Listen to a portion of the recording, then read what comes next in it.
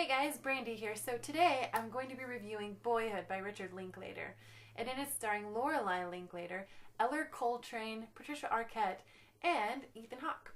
And it's so cool because it is actually filmed 3 days every year for the course of 12 years. So it was really, if you look at it that way, it was only filmed for 36 days, which is really not that long of a shoot. Patricia Arquette has never really been my favorite actor.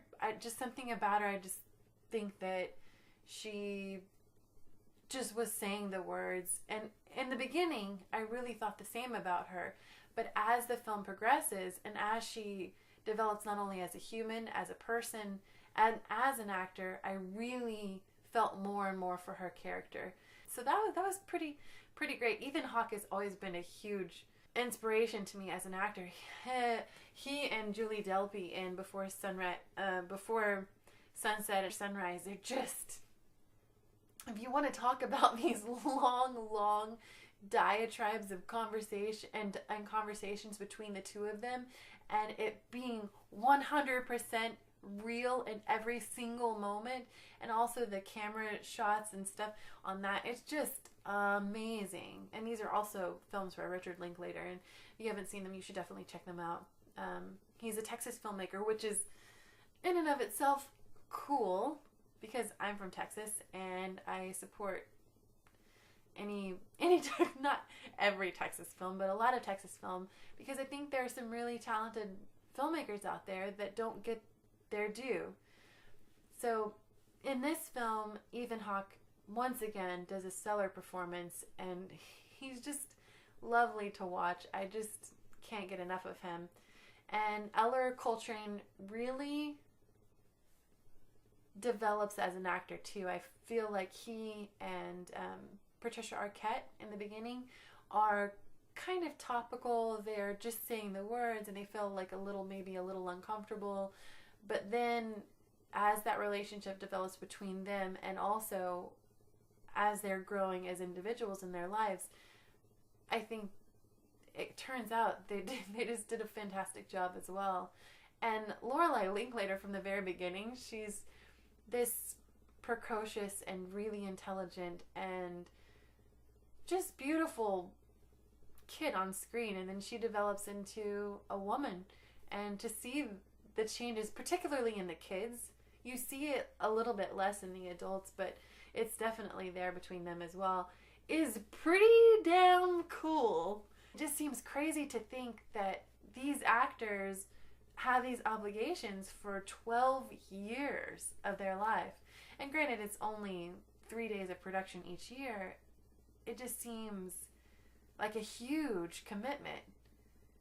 And think if you're Ellar, you have this film by Richard Linklater on your plate, and you've had it for 12 years, and you've been thinking, wow, this is really cool. It's been kind of like a normal life or whatever, because you've been doing it since you were 6 and you don't really know anything different.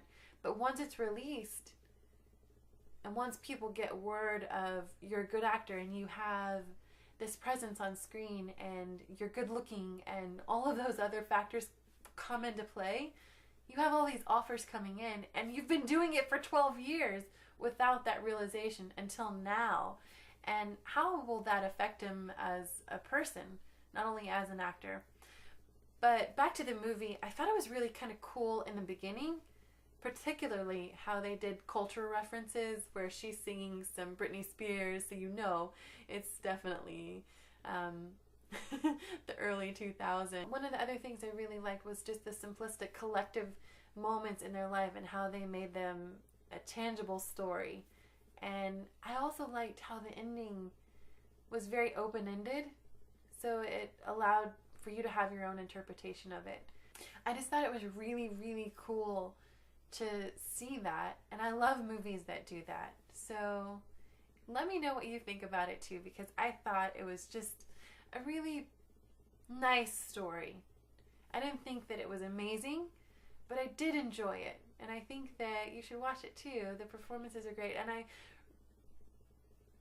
Richard Linklater is very innovative in the way that he did this film. I think that many people are too chicken shit to do it on their own. Like, Because it's a risk. It's very, very risky. What if Ethan Hawke had died? Like, what if something had happened to him? They become maimed or something? I guess he could just write it into the storyline. I think you should check it out. For real. It doesn't get 2 thumbs up, but maybe like 1.5. It's kind of, oh, that's like 1.5. So, anyway, thanks so much for subscribing, and I can't wait to hear from you. Let me know what you think of the movie, if you've seen it already, and any suggestions that you may have also. I'm looking forward to hearing them. Thanks, guys, so much. And subscribe if you haven't already done so. That would be fantastic. Have a good one, and I'll see you again soon.